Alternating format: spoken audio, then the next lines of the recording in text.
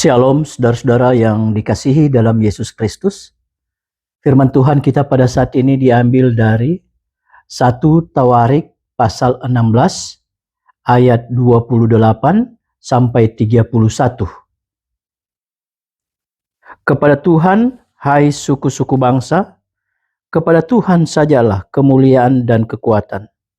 Berilah kepada Tuhan kemuliaan namanya, bawalah persembahan dan masuklah menghadap Dia. Sujudlah menyembah kepada Tuhan dengan berhiaskan kekudusan. Gemetarlah di hadapannya, hai segenap bumi. Sungguh, tegak dunia tidak bergoyang. Biarlah langit bersukacita dan bumi bersorak-sorak. Biarlah orang berkata di antara bangsa-bangsa, Tuhan itu Raja. Tema kita pada firman Tuhan ini adalah Tuhan menampakkan dirinya dalam kemuliaannya. Saudara-saudara yang dikasihi dalam Yesus Kristus, firman Tuhan kita merupakan bagian dari ucapan syukur dari Raja Daud yang dinyanyikan oleh Bani Asaf. Di mana mereka nyanyikan lagu ucapan syukur ini? Yaitu di bait suci. Jadi pertanyaan kepada kita, mengapa ada ucapan syukur, nyanyian ucapan syukur dari Raja Daud? Tentunya ini berhubungan dengan bagaimana bait suci ataupun pada waktu itu masih dikenal dengan tabut perjanjian. Tabut perjanjian Allah itu telah berada di Yerusalem. Karena pada waktu itu masih berada di rumah Obed-Edom. Seorang Yahudi, lebih tepatnya suku Lewi. Selama ada di rumah Obed-Edom ini, Allah memberkati keluarga mereka. Jadi pertanyaan berikut, kenapa ada di rumah Obed-Edom ini?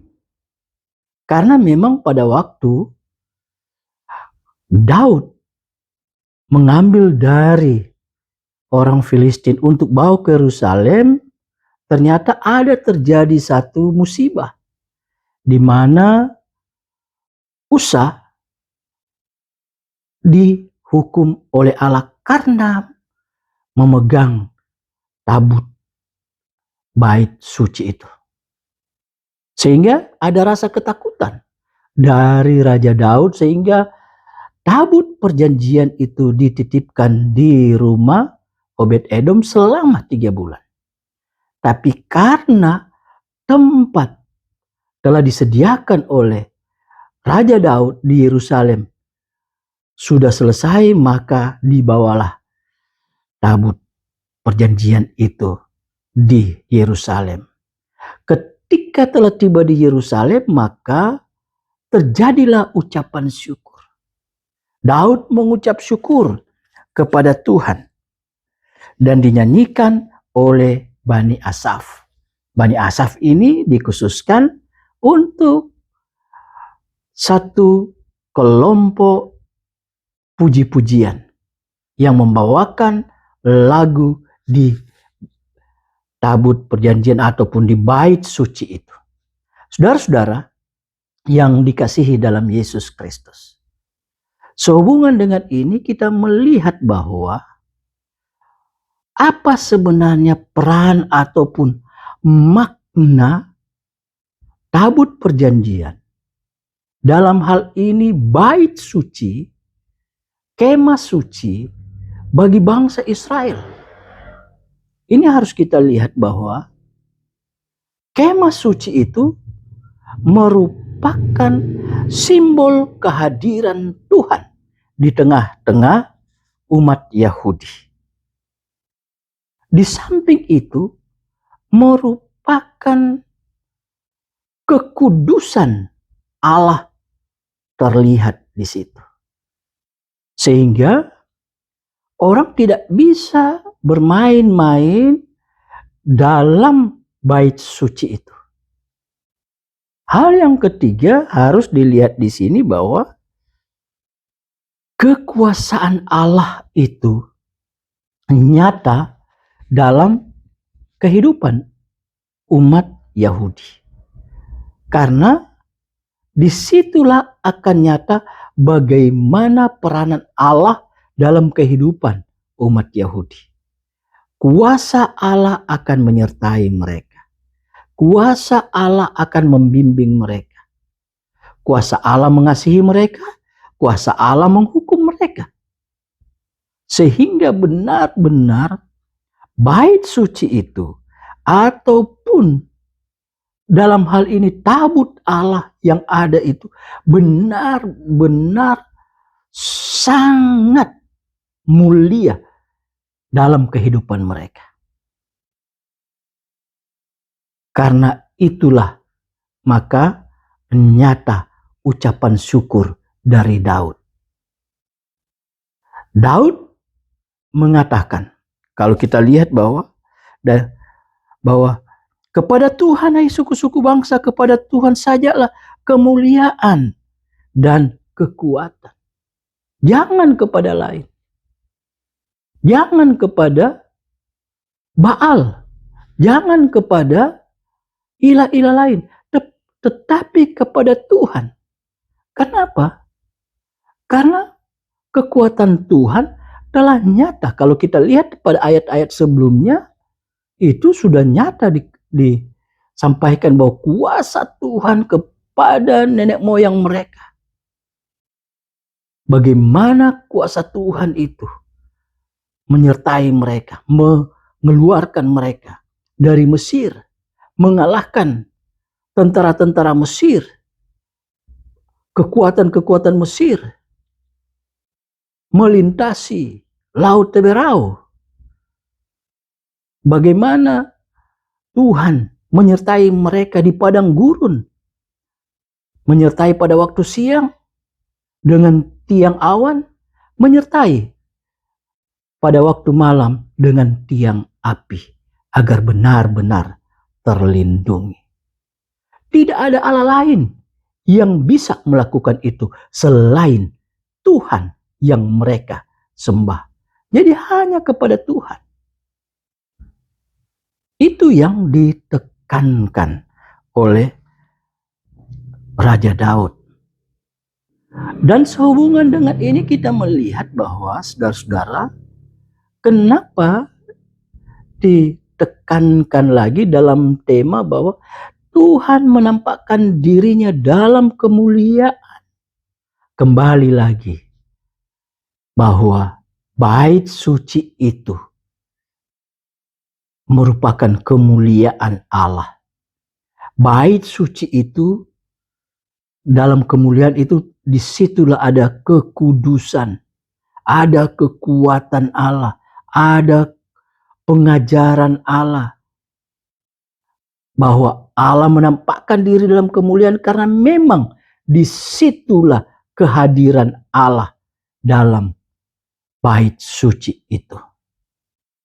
Sehingga saudara-saudara, apa yang harus dilakukan ketika bisa memahami bahwa Allah menampakkan diri dalam kemuliaannya? Mari kita ikutkan apa yang dilakukan oleh Raja Daud. Itu bersyukur. Bersyukur bahwa Allah tidak pernah meninggalkan kita. Maka kita akan mendapatkan bahwa kehadiran Allah dalam dunia ini, dalam Yesus Kristus, disitulah Allah berimmanuel kepada kita. Karena memang minggu-minggu ini juga masih dalam minggu Epifanias. Bagaimana Allah beserta kita. Oleh sebab itu, selain mengucap syukur kepada Tuhan, maka tidak bisa tidak juga kita harus ada menghormati Allah sebagai Allah yang Maha Kuasa. Menghormati ini membuat kita hidup dalam takut akan Tuhan.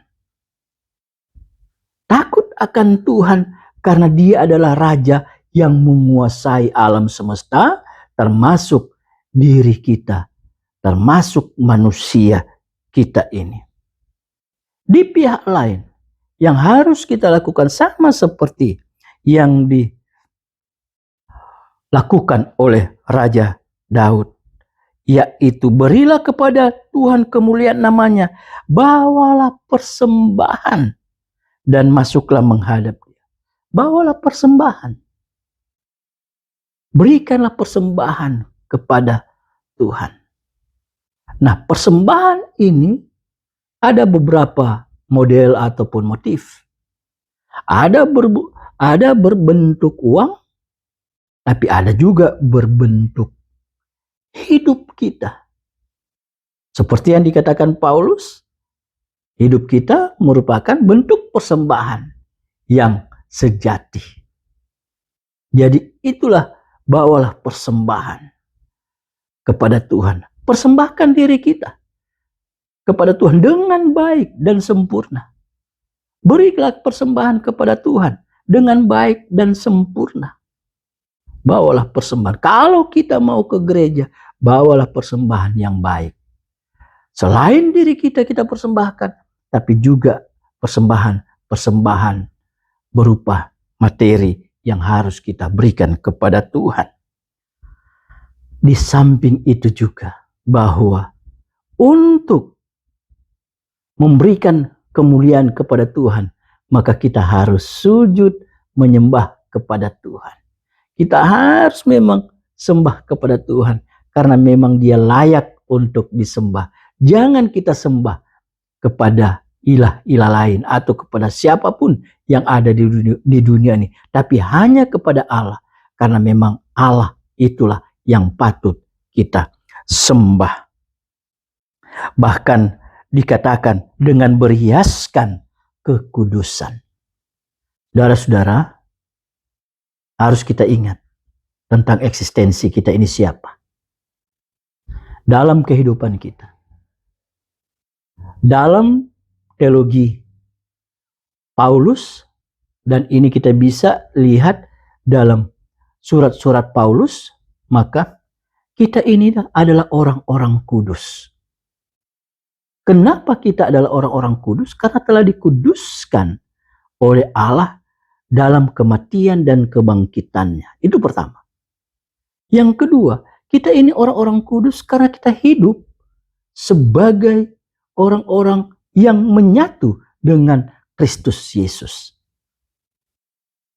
Kita adalah tubuh Kristus dan Kristus itu adalah kepalanya. Jadi menyatu kita dengan Yesus Kristus. Hal yang ketiga, memang kita adalah satu persekutuan dengan Yesus Kristus. Jadi memang ketika kita diminta untuk berhiaskan dengan kekudusan, itulah diri kita. Kekudusan itulah merupakan perhiasan kita yang harus kita bawa untuk menyembah kepada Tuhan. Sehingga kita ini benar-benar layak di hadapan Tuhan. Jadi tidak ada lain yang kita harus berikan kepada Tuhan. Selain mengucap syukur kepada Tuhan, memberikan puji-pujian kepada Tuhan, lewat kata, lewat perbuatan, kita harus menghormatinya, takut kepada Tuhan, karena Dia adalah Raja. Kita harus juga memberikan persembahan yang terbaik dan juga menyembah kepada Tuhan dengan berhiaskan kekudusan. Itulah kita. Dengan demikian Tuhan senantiasa bersukacita karena kita dilihat adalah anak-anak yang tahu bersyukur kepadanya. Demikianlah firman Tuhan. Tuhan memberkati kita.